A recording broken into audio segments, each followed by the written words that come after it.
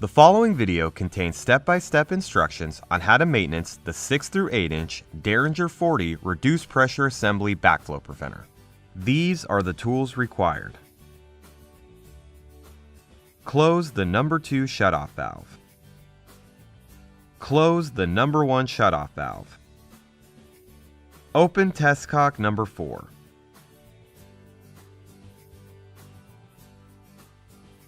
Open test cock number 3. Open test cock number 2. Do not open test cock number 1.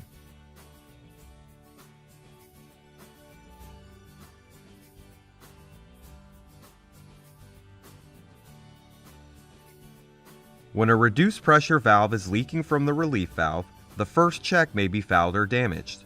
Make sure the first check is functioning properly before assuming there is a problem with the relief valve.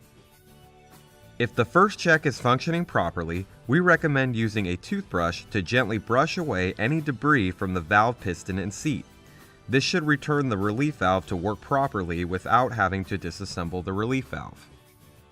If damage to the relief valve has been found, please take the following steps to remove and repair the damaged relief valve. Using an adjustable wrench, disconnect the relief valve sensing line. Using an adjustable wrench, loosen the relief valve bolt on both sides of the body. Remove the relief valve O-ring. Using a socket wrench, disconnect the relief valve cover. Remove the relief valve diaphragm. Remove the C-clip. Use a flathead screwdriver if necessary. Remove the relief valve piston. Remove the spring. Check the spring for damage. Check the rubber seal on the relief valve piston for damage and debris. Check the relief valve seat for damage. Check the relief valve diaphragm for damage. Replace the diaphragm if necessary. Gently push down on the embossed center so that the diaphragm collapses into itself. Reinstall the relief valve piston into the diaphragm. Make sure the diaphragm's embossed center is inserted into the piston groove. Place the spring into the relief valve body. Install the piston assembly into the relief valve body. Make sure the piston assembly lines up to penetrate the hole on the top of the relief valve. When reinstalling the piston assembly, make sure the spring is centered in the relief valve body. Reinstall the C-clip. Reinstall the relief valve cover. Using a socket wrench, tighten the relief valve cover bolts. Examine the relief valve O-ring for damage. Replace the O-ring if necessary. Install the relief valve O-ring into the groove on the relief valve. Using an adjustable wrench, reattach the relief valve to the valve body. Using an adjustable wrench, reconnect the sensing line to the valve body. To remove the access cover, use a socket wrench to loosen the 8 cover bolts. Make sure to keep the tapered washers with the access cover bolts. Remove the valve access cover. To remove the first check, loosen the check retaining bolt on both sides of the body until flush with the inside of the valve. Remove the first check from the valve body.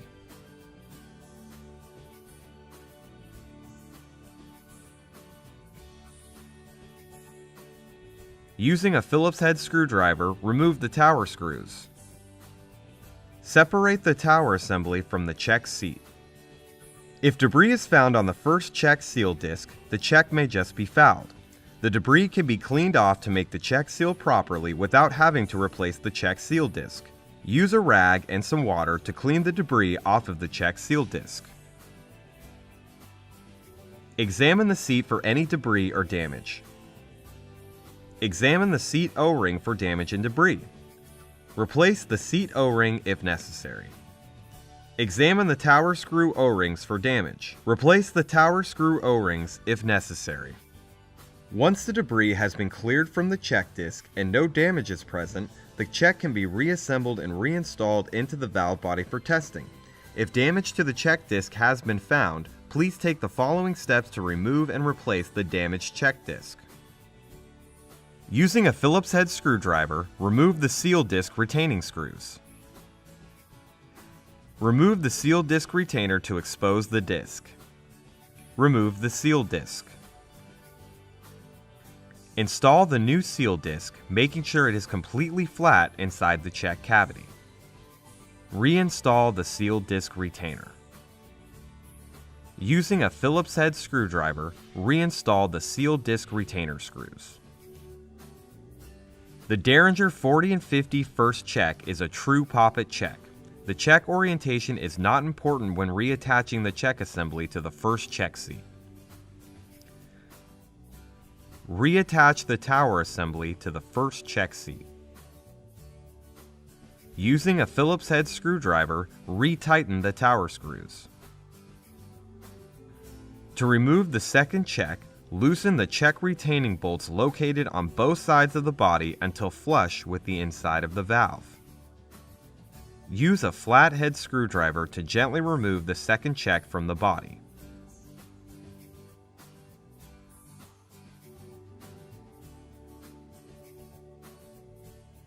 Loosen the tower screws using a Phillips head screwdriver. Separate the tower assembly from the check seat.